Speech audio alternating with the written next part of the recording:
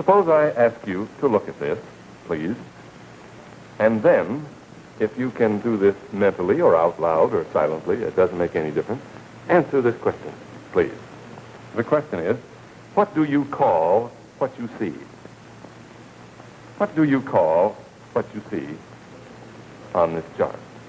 And it would be fun and a great deal of interest if I could find out some of the things that you all are saying to yourselves. What might some of the things be?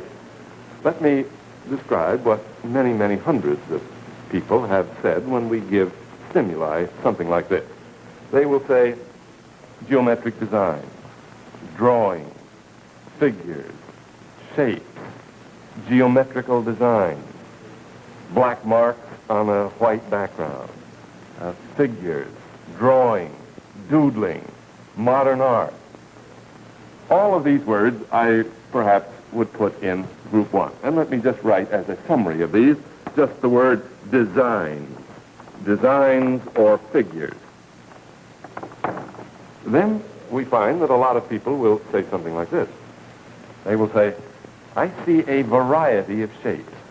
And I would put that in category 2 just as a way of making a simple distinction. A variety of shapes. Or they will say, I see some different figures up here. Or they say, I see a number of quite different things, where the idea of some variety or some difference comes in. The word various may sometimes be used. Then in category 3, sometimes people will say things like, I see straight and curved lines. Or I see straight and curved lines. I see open and closed figures. I see regular and irregular figures. In other words, that's a category. And then we sometimes run onto people who will indicate these individually. They will write or think or say to themselves, circle, triangle, square, whorl, rectangle, and so on. They will name them individually. And or they will say, I see 10 figures, including a circle, a triangle, a square, a right angle triangle, and so on. In other words, they notice the respect in which each of these is an individual item. In other words, may I very quickly indicate that the answers we get to this kind of a little game indicate that some people will emphasize the respect in which these are similar. They note the similarities, their design. And as we go from 1 to 4, some people note the differences.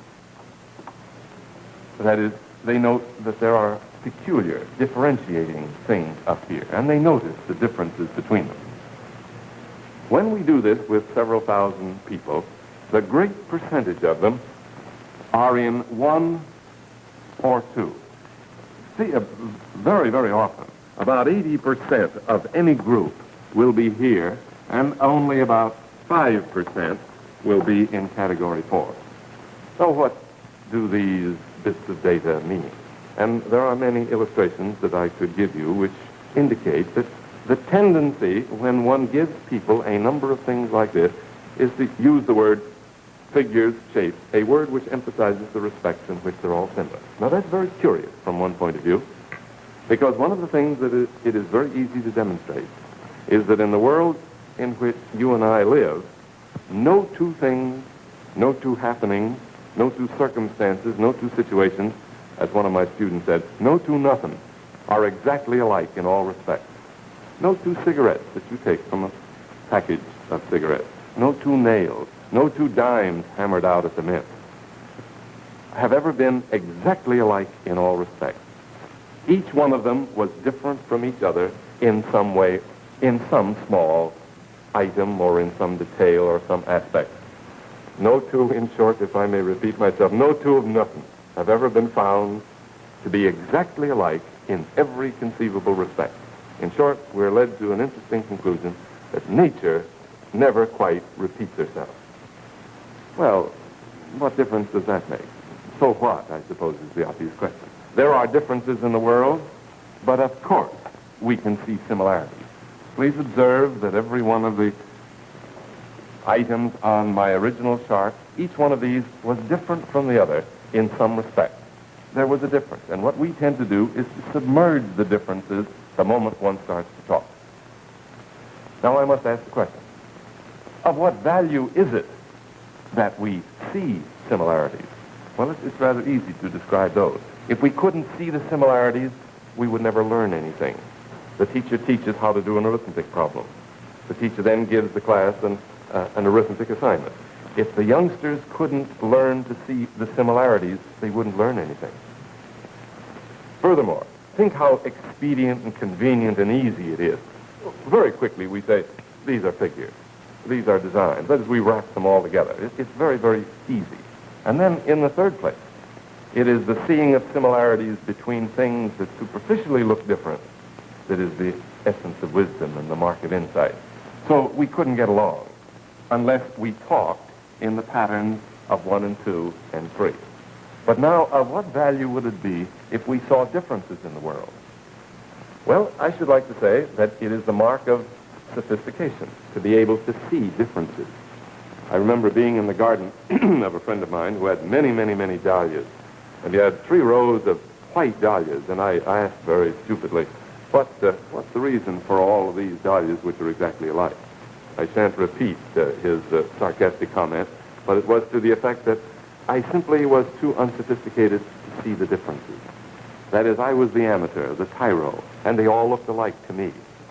And it is the inability to see the differences that is the mark of the uneducated, the unsophisticated person. The trained person, the person who sees the differences, he knows whether it is one great pianist playing the piece or another great pianist.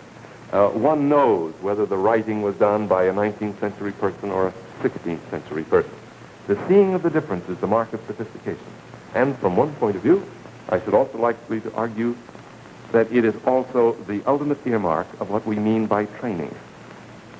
What we mean by training is the man who ultimately can tell the difference.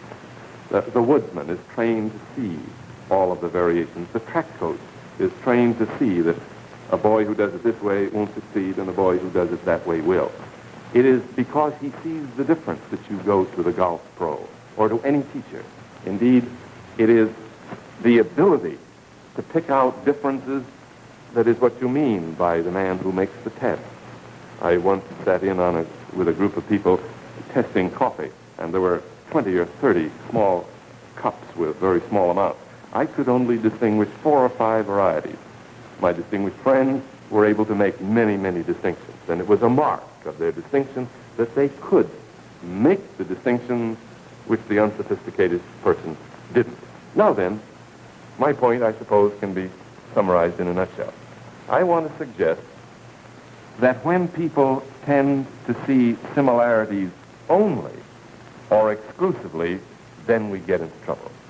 And that it is the mark of the mature man who sees differences and similarities, who sees similarities among things that are different, and who sees differences when the unsophisticated see similarities.